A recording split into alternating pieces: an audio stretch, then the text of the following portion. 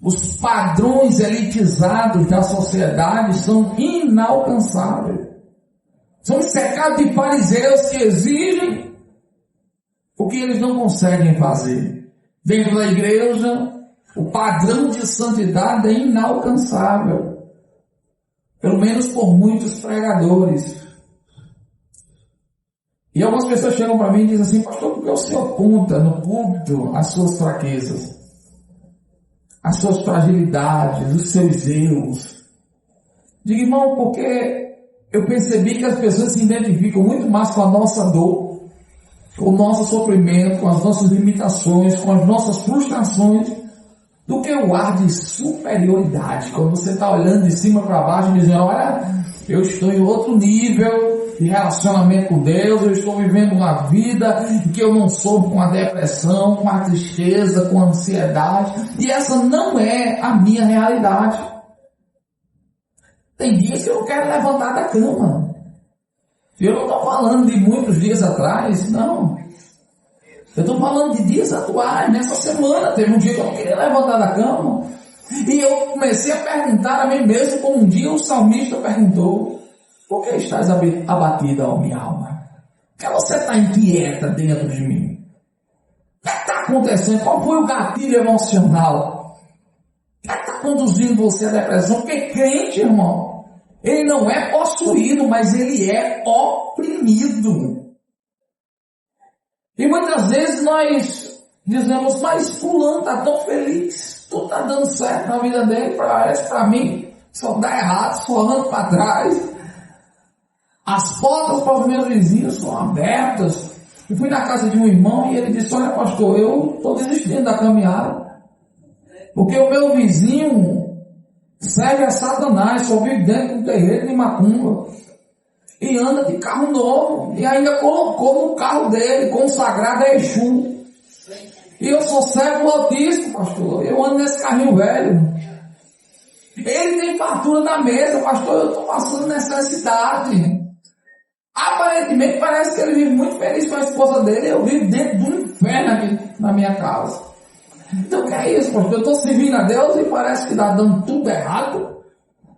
Muitas vezes, irmãos, nós não entendemos que não é a circunstância que deve determinar o que nós sentimos. Nós não somos movidos pelas nossas emoções. Nos movemos pela fé.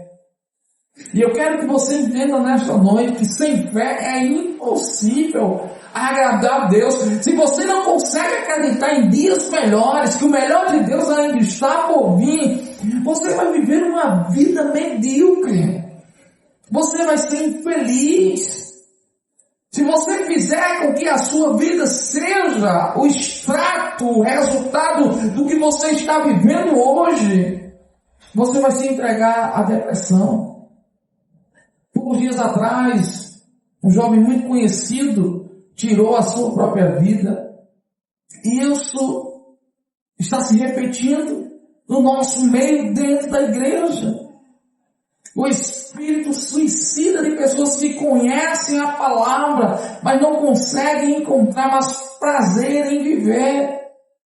E talvez você veja essa situação como algo isolado, mas você olha para as escrituras e você vê Elias pediu para si a morte. Eu estou falando de um homem que pediu que Deus mandasse fogo do céu, e Deus mandou. Ou não para que não chovesse, não choveu. Mas chegou um tempo que ele estava tão exausto, que ele disse: eu não quero mais viver. Jonas, o profeta que pregou em toda uma cidade, se converteu. Ele disse: eu não quero mais viver. Se folhearmos a Bíblia de Gênesis a Apocalipse, nós encontraremos homens e mulheres que, quando estavam exaustos, cansados, eles pediram para si a morte. Que eles disseram: Senhor, tenha misericórdia de mim. Muitas vezes nós olhamos para a história de Jó e dizemos: ele é um exemplo. Em tudo Jó não murmurou, em tudo Jó não pecou contra Deus. Ele amaldiçoou o dia que nasceu, irmão. Ele perguntou a Deus se Deus estava pesando ele em uma balança justa. Senhor, está errado, eu fiz tudo certo, está dando tudo errado. Aí Deus começou a fazer algumas perguntas a Jó. Onde é que você estava quando eu criei os luminares? Jó, onde é que você estava quando eu comecei a formar a terra? Você estava lá, Jó? Você entende o que eu fiz? Você entende a minha grandeza? Quem é a coisa criada, irmão, para questionar o Criador? Saiba que Deus tem um plano individual com as suas características, mediante as suas imperfeições. Então não deixe que Satanás ele faça com que você viva se comparando com o seu vizinho, com o seu amigo, com alguém da sua família. Eu sempre tive um receio muito grande de comparar o meu filho com outras crianças. Porque eu sei que ele sofrerá com algumas limitações em muitas áreas da sua vida. Mas em outras, ele será um menino superdotado. Eu lembro que quando ele já era grande, ele não conseguia andar de bicicleta. E os meninos pequenos passavam na bicicleta por ele, dando rabiada, e ele chorava. Eu disse, papai, eu não sei andar de bicicleta. Se um dia você vai andar, meu filho. E os meninos zombavam dele. Menino desse tamanho não sabe andar de bicicleta. E ele não andava, irmão. Mas eu nunca deixei de comprar uma bicicleta para ele.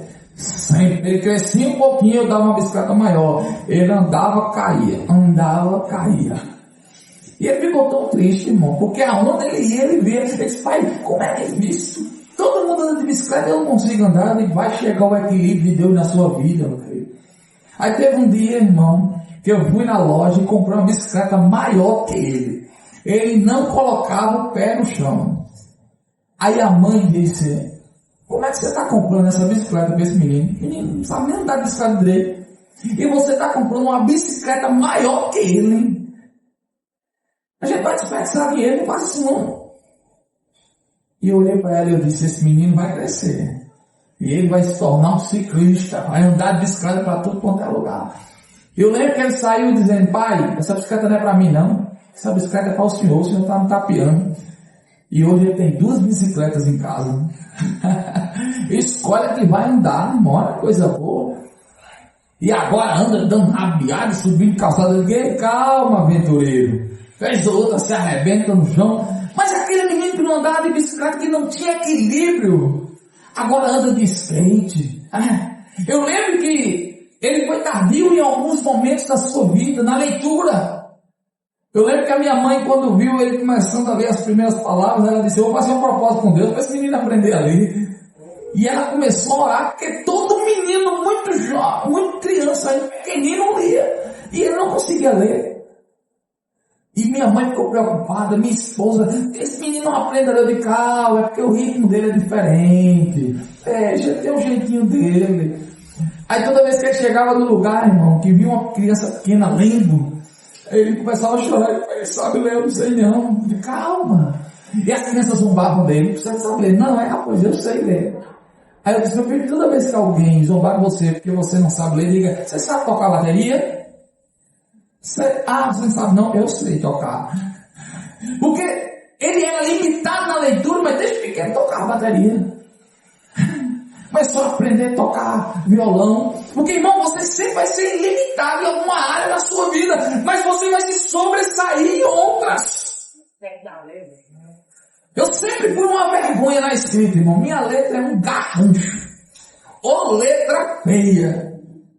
Os professores diziam, meu filho, a gente tem que decifrar, isso é um código, Mas quando dizia apresentação de trabalho, ninguém queria ficar em outro grupo, só queria ficar no grupo que eu estava.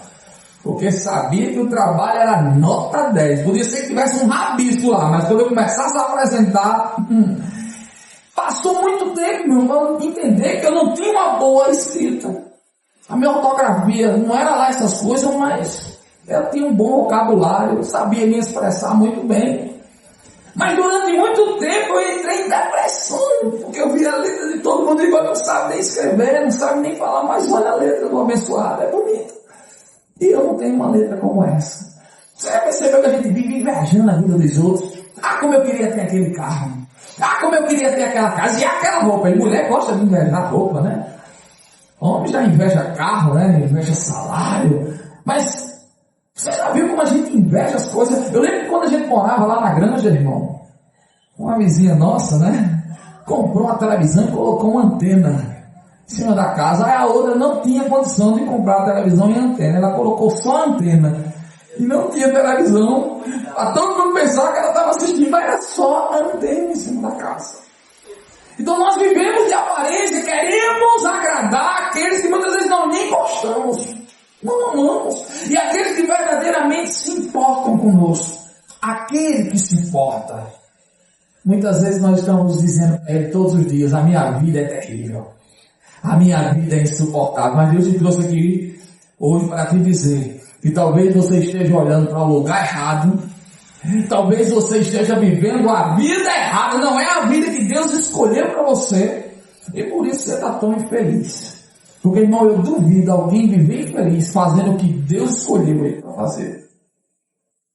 Vivendo a vida que Deus traçou. Não tem como, irmão. É impossível. Talvez você não esteja confortável na vida que você está vivendo. Meu pai diz, eu nasci para dirigir. Eu me sinto um homem forte, grande atrás daquele volante. Eu olho para ele e digo, meu filho, graças a Deus tu gosta de dirigir. Porque eu, se fosse para comer atrás de um volante, irmão, eu dirijo o carro, passo algumas horas, já me dá aquela agonia. Eu imagino o dia todo estressando no trânsito. Mas cada um, irmão, tem sua habilidade. Cada um Deus usa de uma forma, até nas oportunidades. Você viu, irmão? Passou várias pessoas aqui. E cada um Deus usa de um jeito. A tonalidade da voz. Durante toda a minha vida, meu pai dizia, eu não sei cantar, eu não vou cantar. E eu olhava para ele e dizia, pai, alguém frustrou o senhor na sua infância. Diz que o senhor não cantava bem, e o senhor ficou frustrado, e até hoje o senhor fica envergonhado e pensa que aquela pessoa está ouvindo o senhor cantar até hoje. Abre a boca e vai cantar, não. Para de se preocupar. Aí um dia Deus falou para ele através de um bêbado. O bêbado cantando, ele disse, mas nem bêbado eu estou e não quero cantar. É assim, irmão, muitas vezes Deus precisa despertar você. Deus precisa abrir os seus olhos. E aquilo que aos seus olhos é um ponto fraco, um ponto de vulnerabilidade. Eu tenho uma plena convicção, irmão, que será onde que Deus vai se utilizar para aperfeiçoar o seu poder na sua fraqueza. Abra a sua Bíblia. No segundo capítulo de Gênesis, versículo 7, o texto nos diz: E formou o Senhor Deus o homem do pó da terra, e soprou em suas narizes o fôlego da vida. E o homem foi feito alma vivente. Deus formou o homem do pó da terra. E algo insignificante. O importante é a essência, é o que tem dentro de você. Certa vez o professor pegou um anel que estava em seu dedo e entregou ao aluno e disse a ele: pergunte aos seus amigos se eles compram este anel. Pergunte à sua família quanto é que eles pagam neste anel. E aquele menino saiu feliz com o anel do professor e tentou vender para os seus amiguinhos. Seus amiguinhos disseram, isso é bijuteria, isso não vale nada não. Eu não quero esse anel, para quê? Quem é que vai usar? A gente é criança para usar um anel desse? Uma pedrona em cima? Não, sai daqui. O menino levou o anel para casa. Não disse quem era o anel. Só disse que tinha o anel para vender. Ninguém da família queria comprar um anel. Esse menino vai com esse anel para lá, joga isso fora, isso não presta não. Não tá vendo que isso não presta? Isso tem valor não, isso é bijuteria. O menino voltou muito triste e disse, professor, ninguém quis comprar esse anel. Esse anel não tem valor não, professor, porque o senhor me usando esse anel aí no seu dedo. Ele disse, faça assim, meu filho, vá ali na esquina, tem um joalheiro. Mostra esse anel a ele e pergunta quanto é que ele paga nesse anel. Quando o menino chegou lá no joalheiro que mostrou o anel, o joalheiro disse, eu pago 10 mil reais nesse anel. O menino quase que um ataque fulminante. 10 mil nesse negocinho aqui. Esse anel é caríssimo, é um anel de formatura, essa pedra aqui é muito preciosa. O menino voltou saltitando e disse, professor, encontrei um negócio com o senhor. É 10 mil reais o anel. Ele diz, vale muito mais que isso, meu filho. Esse anel é preciosíssimo e tem um significado na minha vida. Mas você estava apresentando as pessoas erradas. E elas não conseguem encontrar valor naquilo que elas não compreendem. Que você venha entender, irmão, que para Deus você é muito importante. Que para Deus você é indispensável. Mas se você esperar os aplausos das pessoas aqui nessa terra que não te formaram, que não sopraram em suas narinas, o seu fôlego de vida era só vão te dar desprezo, calúnia. A todo momento elas vão te julgar. Não pense que ninguém está torcendo por você aqui não. Não se engane não. Davi foi lutar contra o gigante, mas eu não vejo a grande multidão, o exército de Saul dizendo, vai Davi. Eu imagino Davi lutar contra o gigante e o exército dizendo, homem morto passando. Homem morto passando. Esse daí não volta mais não. Mas a Bíblia diz que Davi volta com a cabeça de Golias. Aleluia, irmão. Ei, quando você vai à peleja, muitos não acreditam em você. Muitos te desprezam. Eu lembro que no início do meu ministério, quando eu comecei a pastorear, uma pessoa chegou para mim e disse assim, olha, eu gosto muito de você, mas saiba de uma coisa, você nunca vai pastorear porque Deus não derramou essa graça sobre você. Você prega bem, você é um bom evangelista, mas pastorear, eu não vejo essa qualidade em você não. Deus não te chamou para o ministério. Eu disse amém, que Deus abençoe sua vida. Eu sei o que Ele falou comigo. Você sabe o que Deus falou com você, irmão? Você sabe o que Deus falou com você? Então, dê ouvido a Deus. Porque muitas vezes vem as palavras daqueles que lhe servem e devem lhe encorajar. É uma pedra de tropeço no seu caminho. Que não acreditam. E eu comecei a caminhar, irmão, em direção ao ministério. E aquela mesma pessoa, depois de alguns anos, disse, meu pastor, o Senhor é uma bênção, um instrumento nas mãos do Senhor. Se tornou uma das pessoas que cooperavam conosco na obra.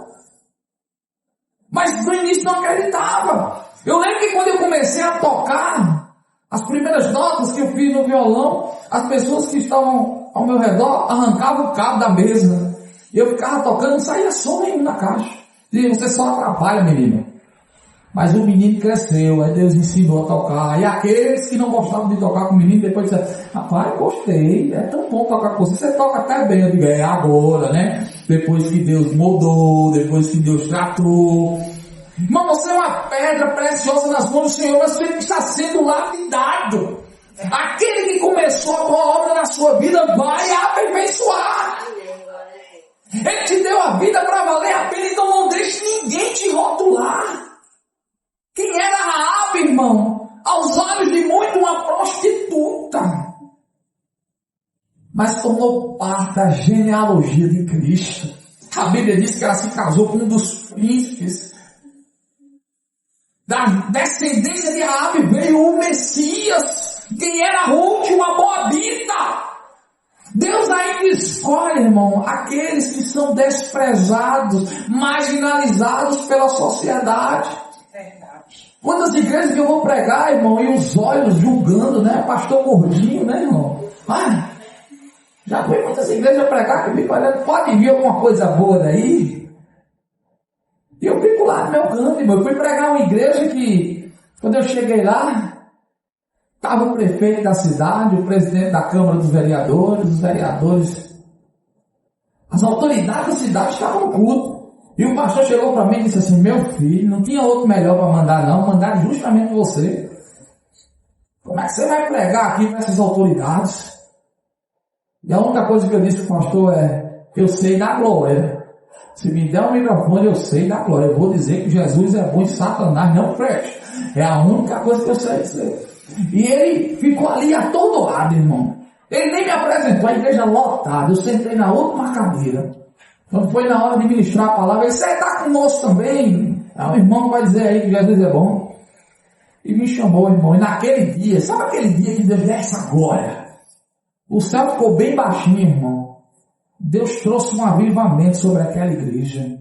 Deus moveu o coração do prefeito, de vereador, de primeira dama. Uma cheque na glória de Deus veio sobre aquele lugar.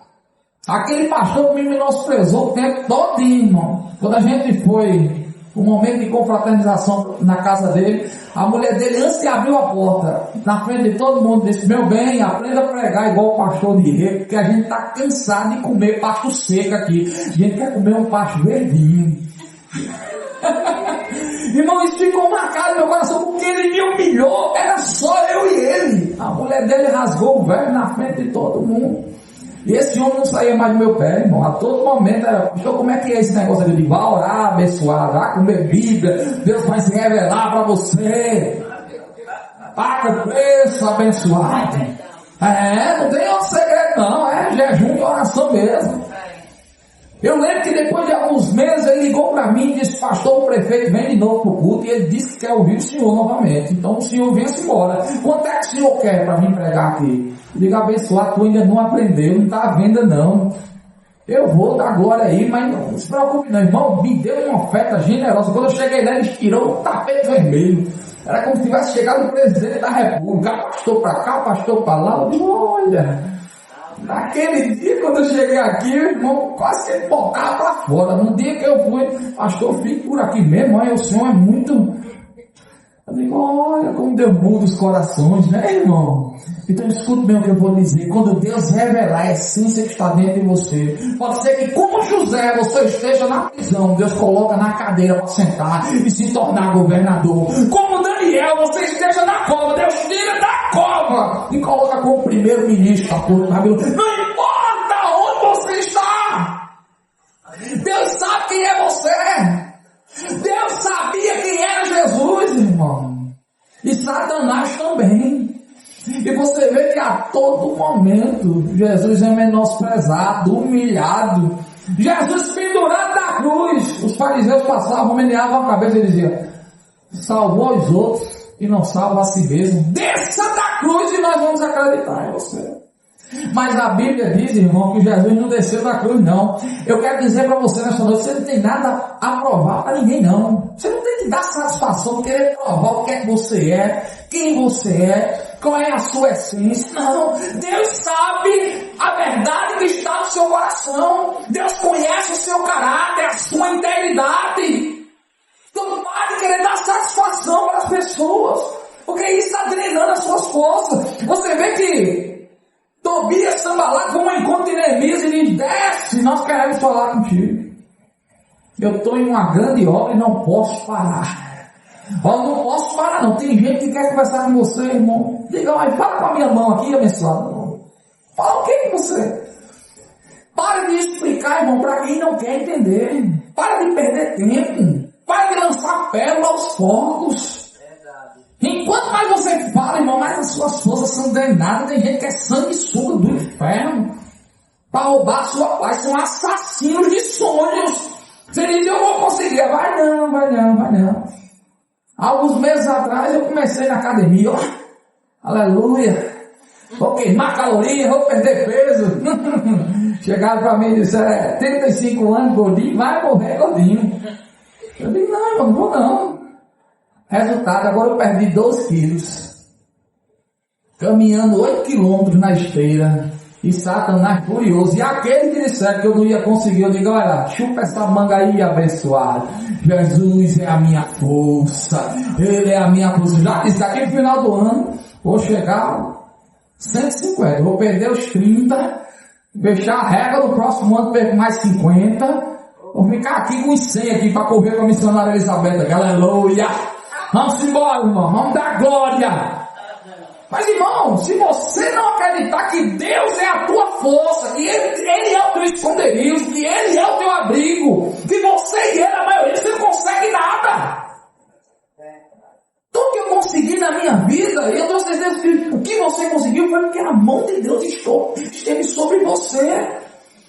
Mas muitas vezes a gente fica querendo escutar a aprovação das pessoas que estão ao nosso redor. O que você acha disso? A gente pede muito conselho, né, irmão? Mas você sabia que na maioria das vezes o que Deus mandar você fazer vai ser contra todos os conselhos daqueles que lhe servem? Porque muita gente não consegue entender, não. Você, rapaz, é doido, perdeu o juízo. Por que você está fazendo isso? Vá conversar com quem mandou eu fazer. Peça satisfação a ele. Porque eu vou apenas fazer o que Deus mandou eu fazer. Noé construiu uma arca. Cerca de 100 anos, muitos olhando para ele como um louco, um insano. O que é que ele está fazendo? Até então, irmão, nunca se ouviu falar sobre chuva. As pessoas não sabiam que era água caindo do céu, não. E Noé dizendo, vai chover. Vai chover. Imagina que ele cantava aquele hino, vai chover. Mas não chovia, irmão. Ninguém sabia o que era isso. Porque Deus, irmão, ele trabalha nas improbabilidades. Você precisa entender que o profeta, ele sempre profetiza fora do seu tempo. Você já viu como é que o estilista, ele trabalha? A missionária Elizabeth parecendo uma europeia hoje aqui, né? Toda de... essas blusas assim, né? Mas, irmão, é interessante que o estilista, no verão, ele está lançando uma moda do inverno. É assim, ó. E tá todas as meninas desfilando lá na passarela e com aqueles casacos, mas, irmão, ainda está no verão. O inverno não chegou, não. Mas a moda é lançada no verão mesmo. A moda do verão, já foi lançada muito antes.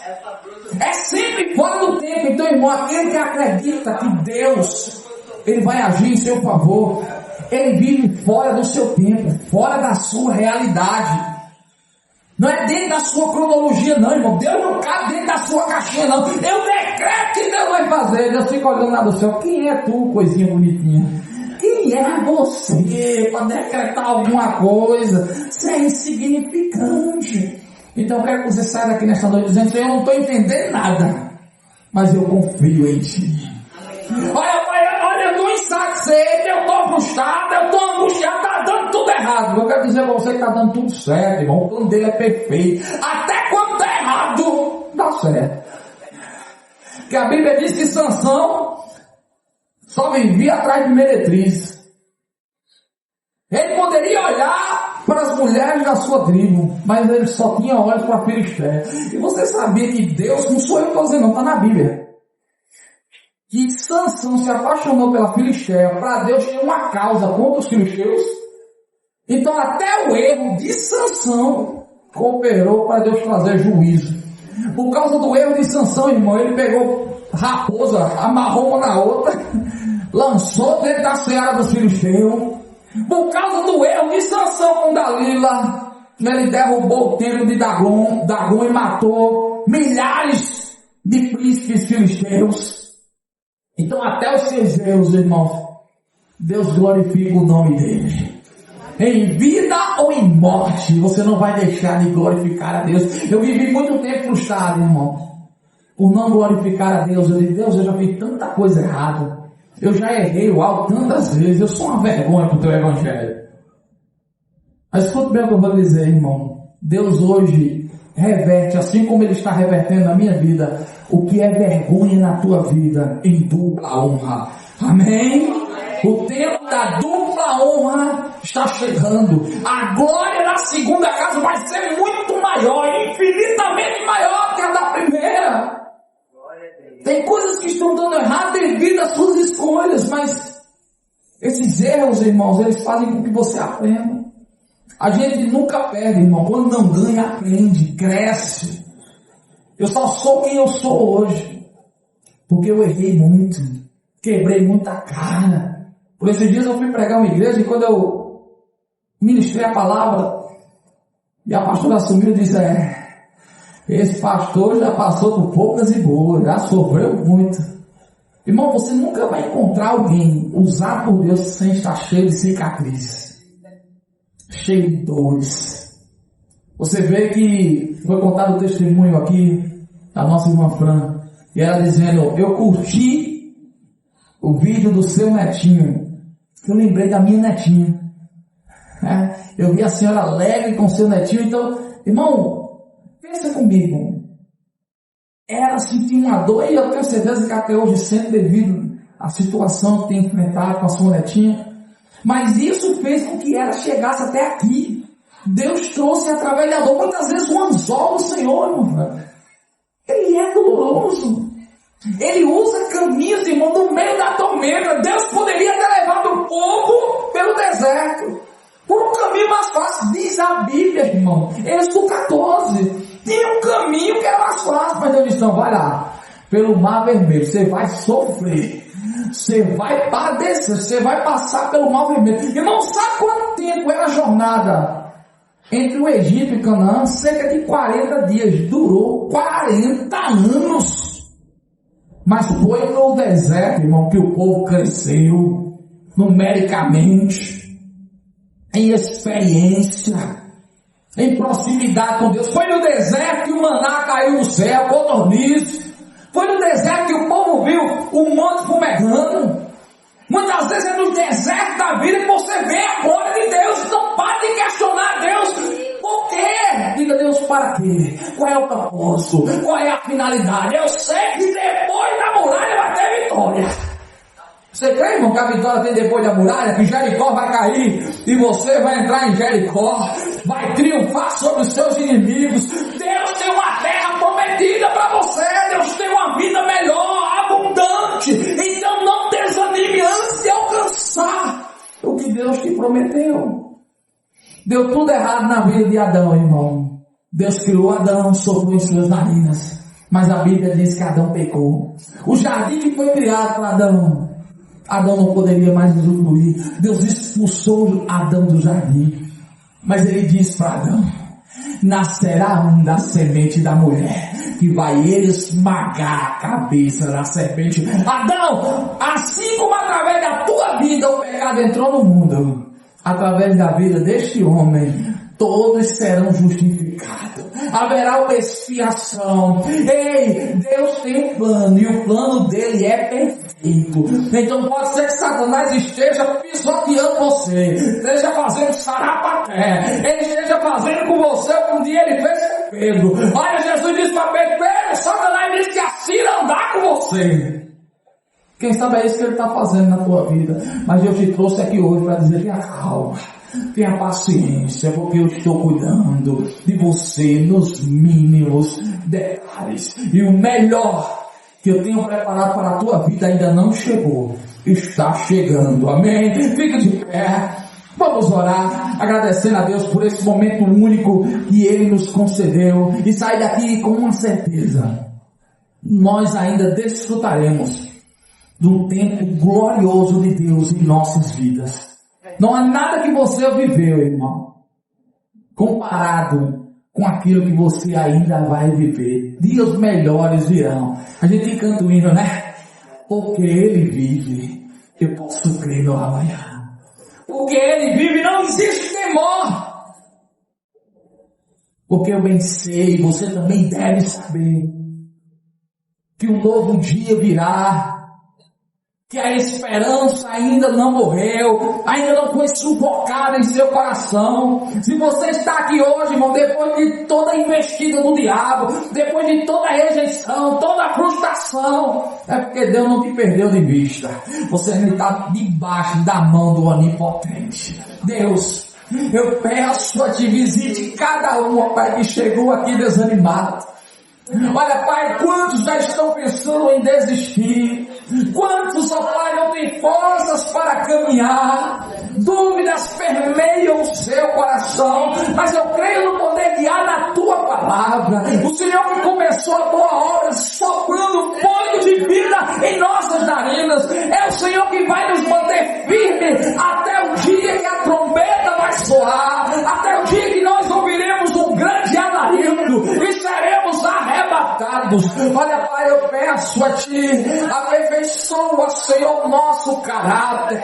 Eu sei que o Teu poder se manifesta em nossas fraquezas, em nossas vulnerabilidades. Tu sabes, ó Pai, que somos pó, suscetíveis a erros. Então estende a Tua mão, ó Pai, sobre todo aquele que não consegue mais se olhar no espelho, sobre todo aquele, ó Pai, que não tem força, sobre todo aquele que está desejando para si a morte. Eu sei que o Senhor tem um futuro glorioso, grandioso, ó Pai, para a vida dos Teus servos, das Tuas servas. Então que toda ação diabólica do inferno, que toda arapuca de Satanás que está tentando, ó Pai, destruir a vida da Tua igreja, seja desfeita, que caia por terra toda maldição impetrada, todo assassino de sonho, todo aquele, ó Pai, que está trazendo palavras mortíferas para tentar entristecer o nosso coração, que bata em retirada. Olha, Senhor, purifica os nossos ouvidos, para que nós não venhamos ouvir o inimigo. Olha, Senhor, eu peço a Ti, purifica os nossos olhos, para que nós venhamos olhar para o Senhor, que é o autor e consumador da nossa fé. Não permita, ó Pai, que Satanás, ele venha nos manipular, mas confiamos em Ti, nos deleitamos em Ti nesta noite, entregamos o nosso caminho ao Senhor, na certeza que tudo o Senhor fará. Então seja com a Tua amada igreja, em nome de Jesus, amém. Olha para quem está do seu lado e diga assim: vai dar tudo certo. Chacoalhe, irmão, olha dentro dos olhos, diga: vai dar tudo certo. Tenha paciência, vai dar tudo certo. Amém? Pode ainda não ter dado certo, mas tem um hino que diz: se a gente colocar o quê? A nossa fé em ação e confiar e orarmos a Deus, Deus do trono responde e dá tudo certo. Então vamos dizer: vai dar tudo certo. Em nome de Jesus. Vai dar tudo certo. Se a gente colocar a nossa fé em ação, já deu tudo certo. Amém, irmão? Toda vez que Satanás disser não vai dar certo não, aí você canta esse hino, amém? Alimenta a sua alma. Vai dar tudo certo.